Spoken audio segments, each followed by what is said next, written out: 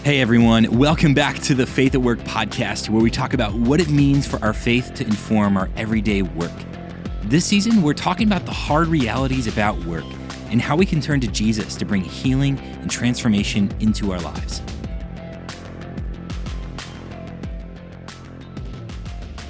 Let's face it, gossip is everywhere, especially at work.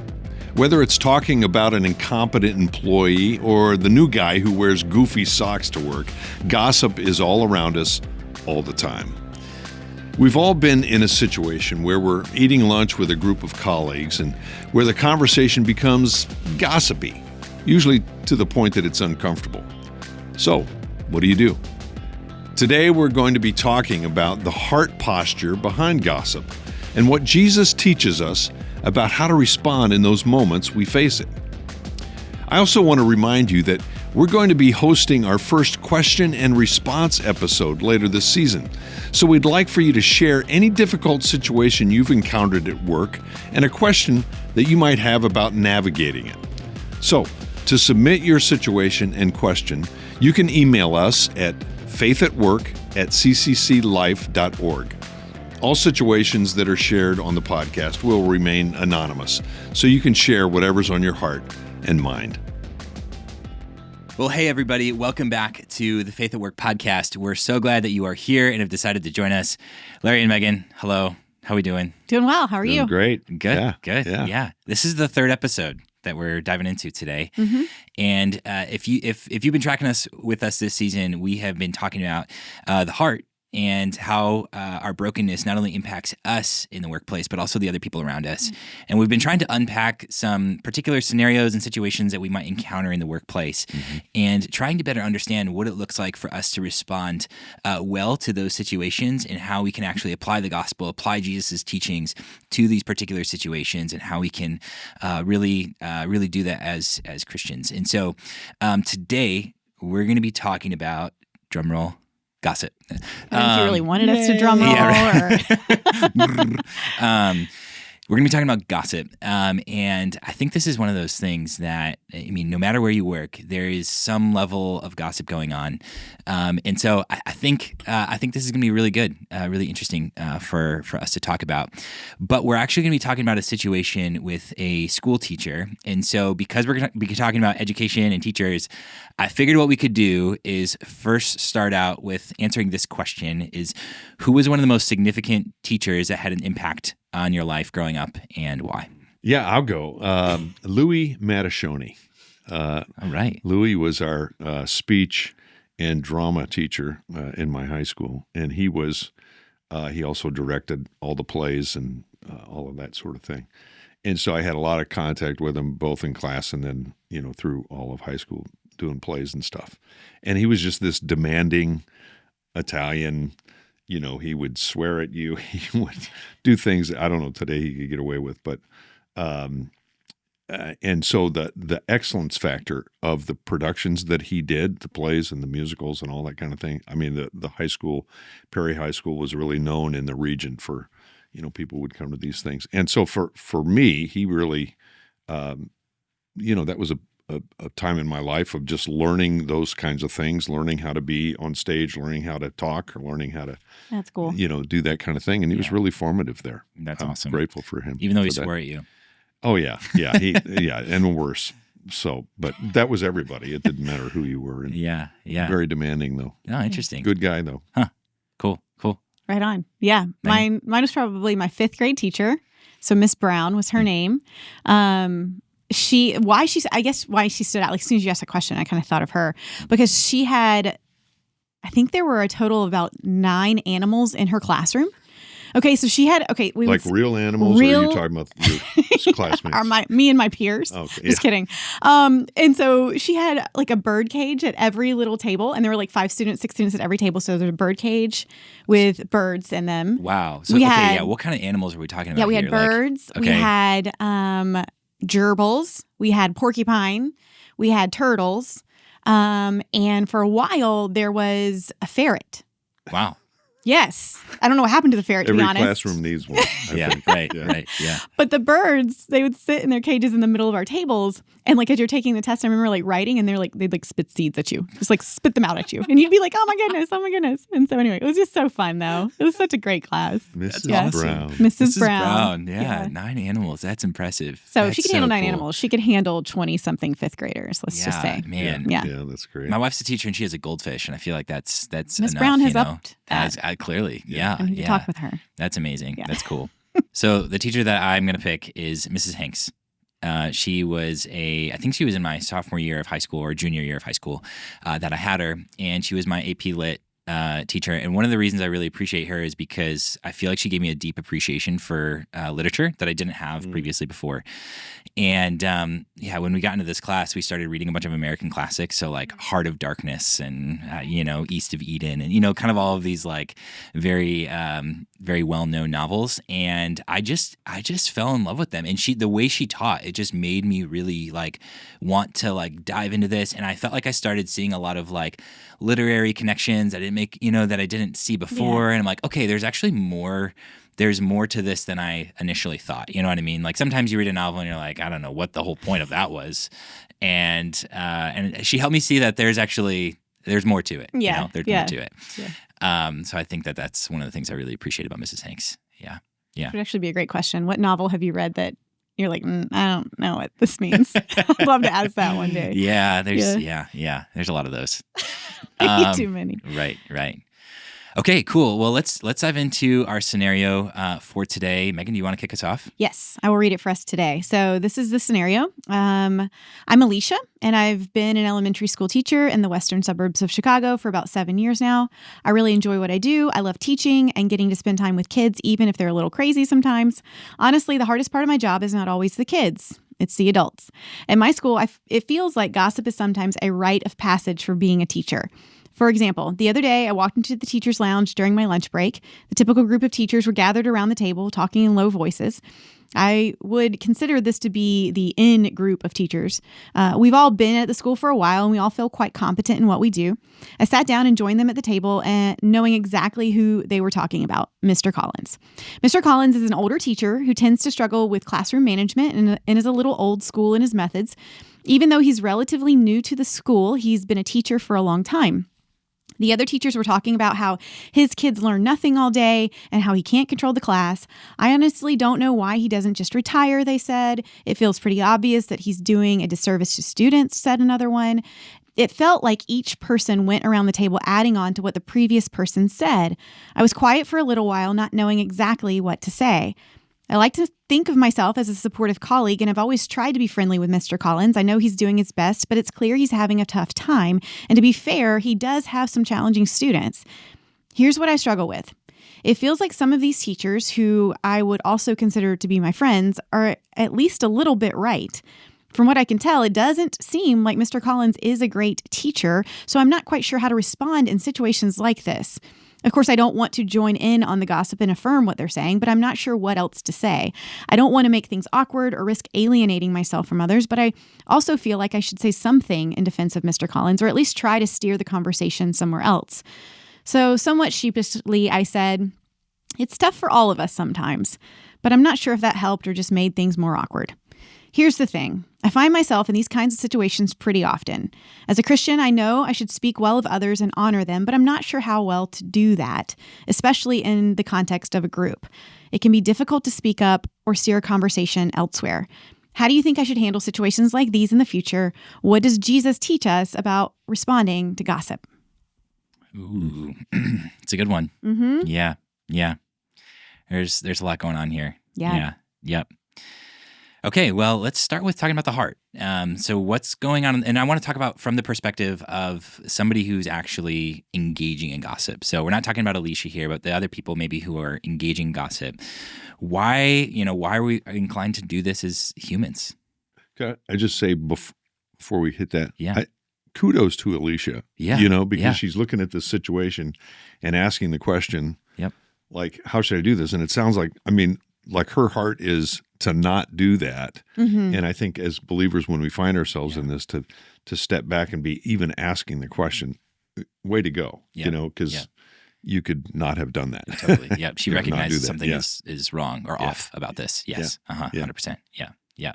It's Anyhow, go ahead. What you were going to say. No, something. I was just going to add in. Okay, so why? I think that even that's a great question Yeah. because I think that'll help as we navigate now through the rest of what we're going to talk about today, how to respond, because that's really kind of what she's asking, right? Is how do I handle this? Right. It's asking about the hearts of the other people that are involved too. And so what might be going on behind that as to why they're even bringing up what's up with Mr. Collins? Because she even said earlier, like they've been here a while, they're competent, their jobs are secure. It's not like I'm worried that Mr. Collins is going to outshine me and I'm going to lose my job as a teacher. You know, that's not what's going on here. What might be going on with gossip, I think is a great question. Totally. Yeah. And I think for me, one of the things I was thinking about is it almost feels like the adult version of bullying in a sense. Like in a sense, like why does a kid bully another kid? Well, it's usually because there's some sort of insecurity, some sort of fear, and you feel like you have more power over that person. And I think gossip allows us to feel more powerful or superior to somebody else because they're not in the room to defend themselves or to actually have a conversation, a real conversation about, you know, some of the challenges or things that are going on. And so when you're able to talk about somebody else in that way, you can kind of put them wherever you want, and then you can just put yourself a little bit higher than them, right? Right. And so there's this sense in which I think we have a little bit more power or more control, and that's why gossip maybe Appealing. appeals to us a little bit more. Yeah. Yeah, that need for control a little bit, I agree. And the need for, the need to elevate me so that I can just feel good about myself today. I can feel a little better about who I am and what I'm doing. And I know that's not always at the root of it. However, there's something there that truly, I mean, unless we hold a biblical perspective of humanity, a Christian perspective of humanity, which understands that the ground is level at the foot of the cross, meaning none of us are above or below one another. Like all have fallen short. All of us are in that space. If we're not holding that and actively trying, I mean, that takes intentionality too, right? To remember who and whose you are, but like that's part of it. I think there's something in us that says, I need to make sure I'm okay though. Like I need to make sure that everybody knows I'm okay and knows I'm a little bit better. And the easiest thing is like the low hanging fruit of the person that's not really killing it out there. Like that's low hanging fruit though. Like that doesn't take much thought. That doesn't take much effort. It takes like zero effort to complain about things, you know? And that's really what these people are doing. Yeah. Like it's really not, it doesn't take intelligence to do that. It comes so easily too. Yeah, it does. To It comes think of so things easily. Yeah. And so I think there's those pieces in there. Yeah. But you know, naturally I just want to be like, but why? But why do we need to? Yeah. Like what's even more so behind that? Yeah. It's a hard question because you can say, okay, I want to elevate myself. And that may be the case. Even subconsciously, it helps us, you know, put ourselves at a certain level. But on another level, it's just like, why do we do that stuff? I mean, we're fallen, you know, there's a piece of it that's like entertainment. You know, we've got time, we're hanging, we're loose, and we're just around. And what do you gravitate to? Something that's easy to critique or make fun of. Yeah. And you see that in our entertainment. I mean, you see it on social media. Your reality shows are built on this kind of stuff. And you can sit down and veg and kind of go, it's just an easy, because we're fallen, it's easy to gravitate to that low level of low common denominator of just negativity. Yeah. And I'm not sure, Megan, I can answer the question. Like why am I like that? Yeah. Because why do we desire that? Yeah. It's my flesh. It's my, I don't know. Yeah. And it's one of those things that because it's like you said, it's like part of the culture. I think it makes it, it's sometimes hard to recognize. Like it's sometimes hard to even recognize engaging in that. And it's one of those things that's very subtle and it can happen very subtly. And so sometimes I feel like it sneaks in a little bit, you know, and you find yourself and you're like, oh man, like sometimes after a conversation you look back and you're like, oh man, that might be what that was. Exactly. Yeah. But I didn't almost recognize it in the moment, you know, it's one of those things. Well, because it's culturally acceptable, right? It's a culturally approved practice. And it has been forever. I mean, the Bible is talking about gossip. Right. So this isn't anything new to this time and place. Yeah. So well, let's talk about that. I think there's another element there too. Could be, okay, why is it happening in the hearts of the people in the room or even in my heart? But then there's the other piece where it's like, this is being talked about. And I want to be accepted. There's another thing going on of me For Alicia wanting to specifically. be accepted with this group of, the in-group of teachers or whoever it might be. And so I either go along with it or I chime in a little bit.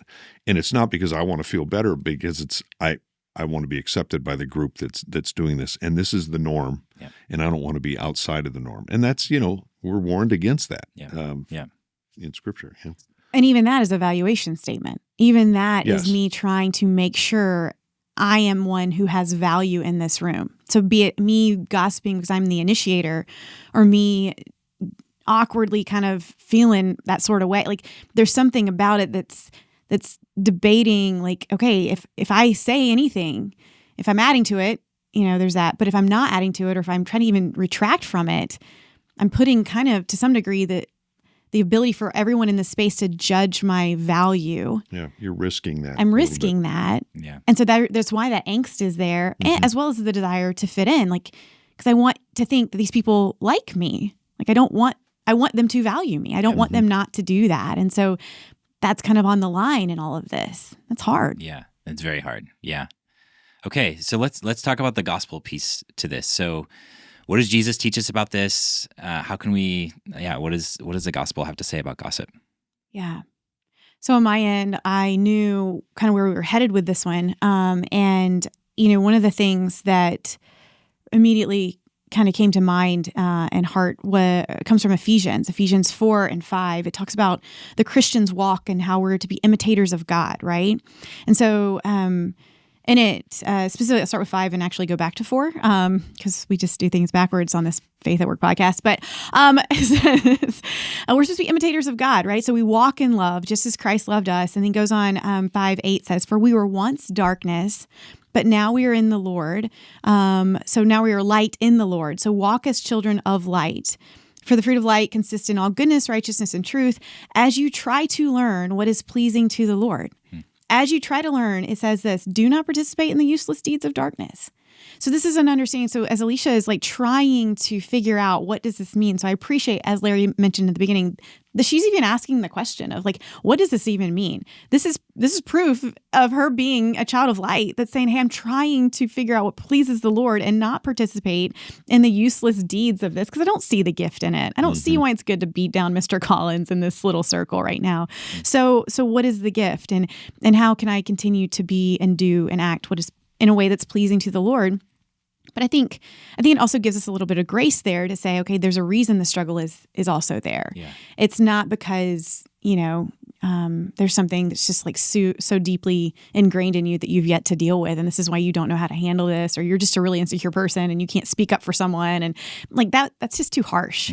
We need to have a little more compassion for us in those moments, and for ourselves in those moments when we're struggling with, okay, what do I do with this? Because we're trying to learn. Yeah. Okay, how do I navigate these waters? Yeah. There's a sense in which we like do this over time. Like, you know what I mean? Like, there's something that like, as you continue to mature, you continue to recognize some of these moments, hopefully. You do, hopefully. Then, exactly. Which is where then going backwards, right? 4:22 to 24 basically says this, Ephesians 4:22 to 24, in reference to your former way of life, you're to rid yourselves of the old self, which is being corrupted in accordance with the lust of deceit, right? We're going to talk about that a little bit, of like why this desire a little bit more for gossip maybe is in us, and that you are being renewed in the spirit of your minds. You put on the new self, which is the likeness of God, and so on and so forth, he says.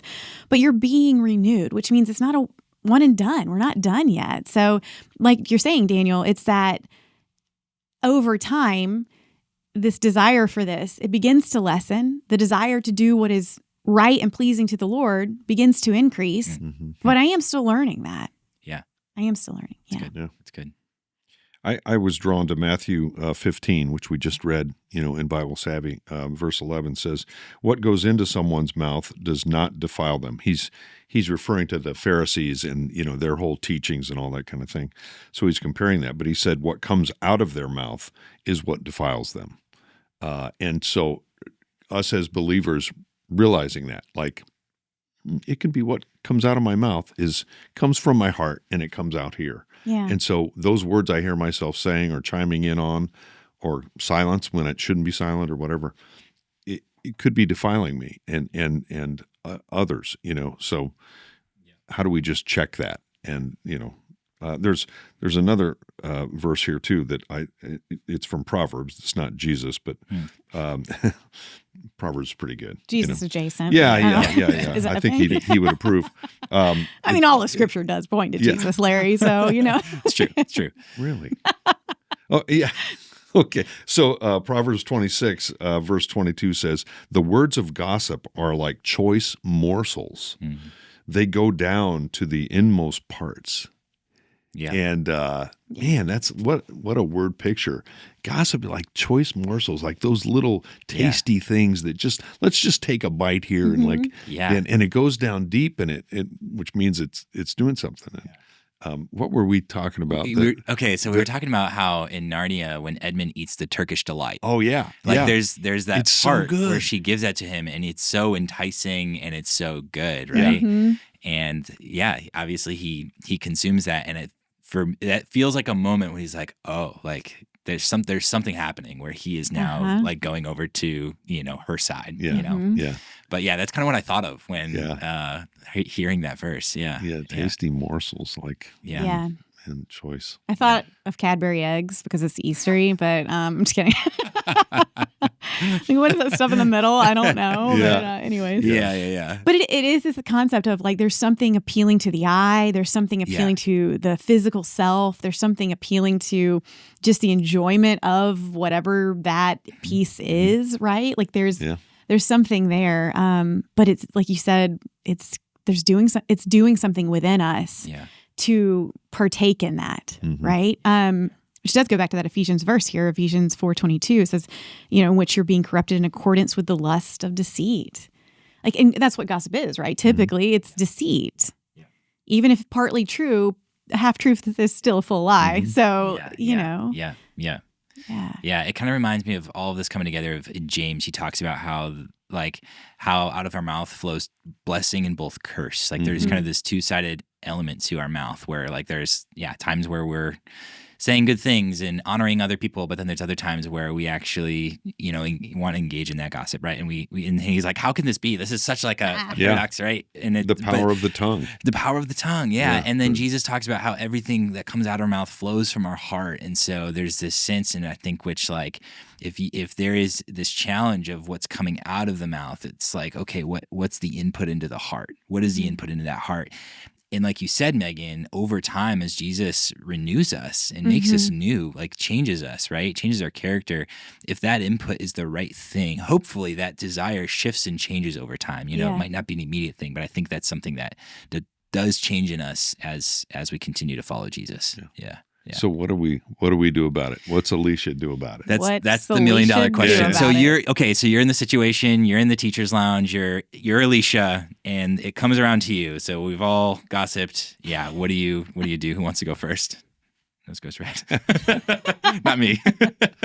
Well, I think there's times, and it may not be this situation, but where things are being said about someone that's just mean or untrue or whatever, where there's confrontation is needed to just say, hey, time out. I'm not comfortable with this. And, and that's probably, maybe not this, but where, an option would be just calling out the situation. But another one I think is probably most effective, and maybe in this is redirection. It's going this way. Here's how it's going. And Alicia has the opportunity, and it seems like she kind of tried to do that. Like we all have tough days, or we all have tough We're all trying situations. To figure this out. And, kind of thing. But even asking a question, like maybe saying, "Yeah, you guys, how do you think we could help Mr. Collins?" Mm-hmm. And that it could go. There's no help for him. He's gone. He's doomed. Or whatever. But at least it brings up that question that. Here's a guy who maybe could use help toward the end of his career or whatever. He's dealing with students, that we all know are hard. But it redirects the thinking and the heart of the conversation to compassion for an individual that they may be writing off. And I'm sure there's other questions or other ways to redirect, but I think that's one option. Yeah, that's good.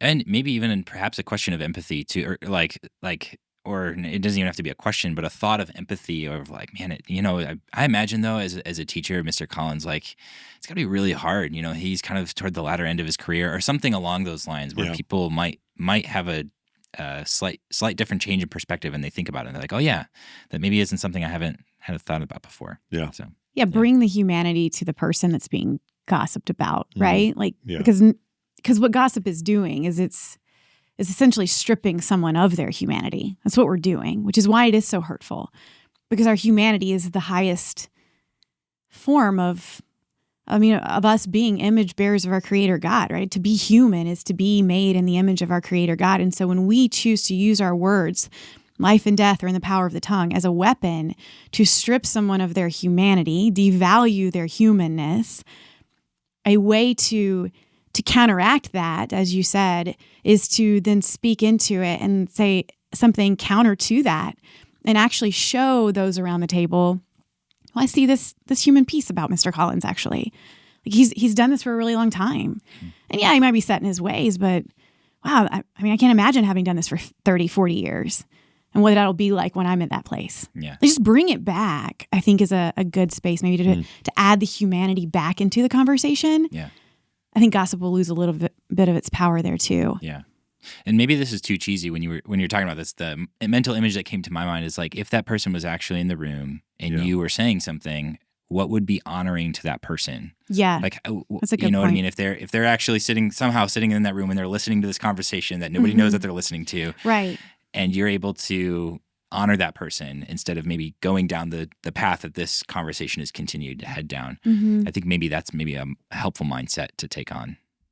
Yeah. And I think another way is if there's anybody that you feel closer to than others in that group we see in scripture, like when someone has wronged us, right? But we got to take that template in a way of how you handle that. And is you go to them one-to-one. And so maybe it's like Larry said, now's probably not the time to be like, everyone stop talking. That's probably not going to go over well. If you feel the need, go for it. But maybe it's finding that person. So if Daniel, you're part of a group and I know you better than others in this group, it's me going to you later and being like, hey man, like, I don't necessarily know that everything being said about Mr. Collins is right or wrong, but I don't really feel like it's helpful. And so maybe if that kind of comes up again, could we stay away from that? I don't really see how that's beneficial. Like it's just, it's just whatever. So just like going to somebody one-to-one. So it's not just you in the room that's also in that space where you feel like, okay, I'm this, isolated, stalwart person that has to do this all by myself. Yeah.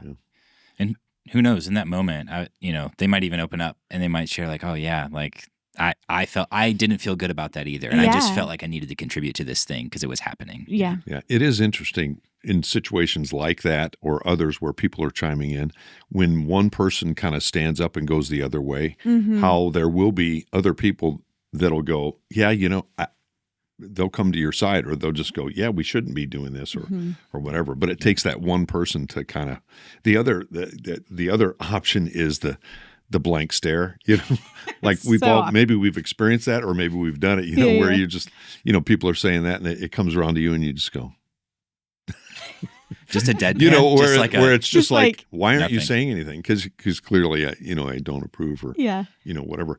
This isn't, again, to this situation, but sometimes when we're in a tempting gossip situation and we're telling stories or we're retelling something, maybe somebody told us and whatever, I think that question of, is this my story to tell, is a great question. It's a great question. A really good question. Because it's like, it's really not.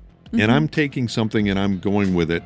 And maybe if this person knew right now I was saying this, if they were here, I wouldn't say it, kind of thing. And it may be their story to tell or someone else's story to tell, but it may not be my story to tell.